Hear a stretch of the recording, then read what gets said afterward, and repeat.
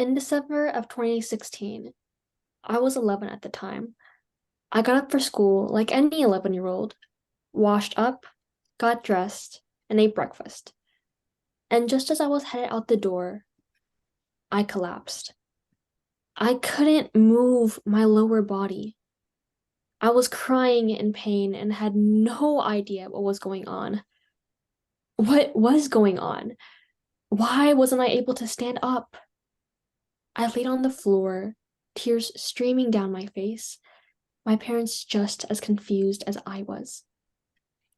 My parents immediately drove me to the hospital, grabbed a wheelchair, and wheeled me into the emergency room. There, I underwent numerous tests, all leading to a dead end. There was a lot of back and forth, with zero luck. Afterward, I got sent to a bigger hospital. They stuck a needle in my back and then told me I had Guillain-Barré syndrome, or GBS. According to the World Health Organization, GBS is classified as a condition that attacks a person's immune system.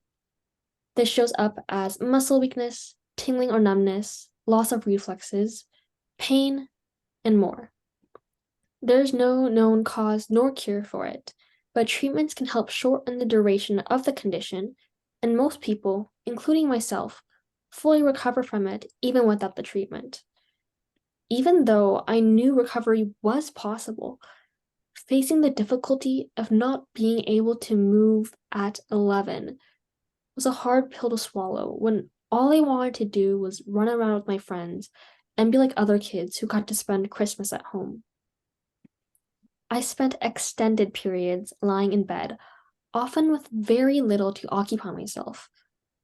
I couldn't use the bathroom or shower on my own.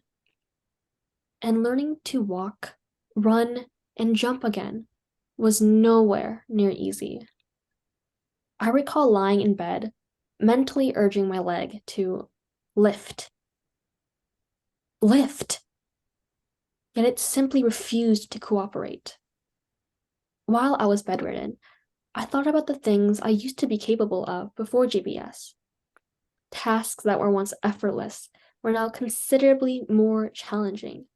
Even the once simple act of walking seemed out of reach. After my discharge from the hospital, I observed certain areas that may not provide an inclusive or welcoming environment for individuals with disabilities.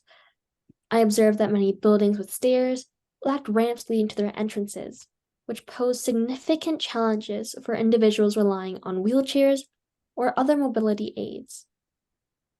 Even though I fully recovered, I felt as if my brain had been rewired, and now the first thing I notice when I walk into any space is accessibility. I would take note of areas that can improve to better accommodate individuals with disabilities. Before having GBS, I never really thought of accessibility because this world is kinder to those who don't have disabilities. But now, I ask myself, how can the space be more inclusive? What needs to be present so that everyone feels that their needs are met? It's easy to think that the world is perfectly fine how it is when it caters to your needs. But when it doesn't, you notice. You notice that there isn't braille on the elevator buttons or closed captioning and subtitles. While I was in the process of relearning how to walk following my hospitalization, my limited mobility prevented me from using stairs. I would overhear laughter from bystanders when I hobbled into the school elevator instead of attempting the stairs. Well, that didn't feel too good. Their words, their laughter, their pointing. It made me feel like an outcast. I felt like I did something wrong because I wasn't like them. To create a more inclusive world, we must start by recognizing that words hold power. The ADA National Network shares some things to keep in mind when talking about a person with a disability. When speaking to or about a person with a disability, emphasize abilities, not limitations. use person who uses a wheelchair and not wheelchair bound. In general, refer to the person first and the disability second. A person isn't a disability, condition, or diagnosis. A person has a disability, condition, or diagnosis. This is called person first language. People with disabilities are people first. And when describing people without disabilities, use people without disabilities. Don't use normal, healthy, able bodied, or whole. If we change our words, we can change our thinking. And if we change our thinking, we can change our actions. GPS showed me that there's a lesson here for all of us.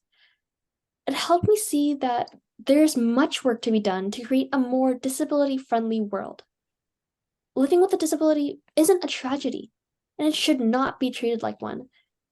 People with disabilities are not some strange phenomenon and should be accommodated for their needs.